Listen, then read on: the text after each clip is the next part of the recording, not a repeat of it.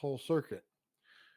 He has Is one where he channels the negative flyback signal Go ahead. through.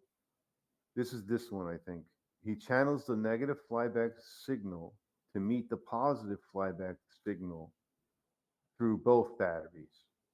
He calls it forced charge. This is the forced charge circuit, There you go. right? Is that right? Is that the one he's looking at here? Yeah. Okay. So that's the one, right? We're looking at potential spikes. That's what Right. the only reason I look at these things in these motors, guys. I love spikes I've never in replicated this one, potential. so I mean, I love things without current because they act so much different than a traditional, so many volts, so many amps circuit. It totally different circuit will completely react differently. So the voltage spike is well, what's what the charging force it charge is faster. doing, It's I charging mean, the battery faster.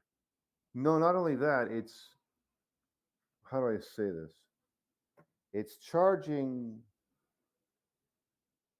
It's using one of the battery. I think it's using the run battery to channel the negative side of the charge battery to meet the negative flyback on the flyback coil. Of course, the charge battery's positive side is already connected to the flyback diode, and that is connected to the positive flyback side of the coil when the coil flies back.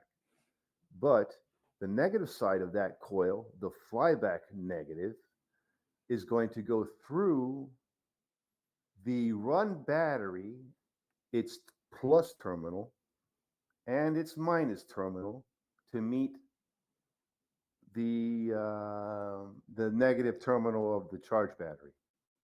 I hope you followed that. That's the force charge. That's how you force charge the primary with because in the other circuit, the primary battery is the running battery. The secondary battery is the charging battery. Yes. So in the other And we circuit, here. the only battery that's getting charged is the secondary battery. Right. In the force charge circuit, both batteries are getting charged, Well, the then this is primary new. and the secondary. And the way he's doing it is he's sending the negative flyback through the primary to meet the negative terminal of the charge battery. Of course, the positive flyback is already connected to the charge battery positive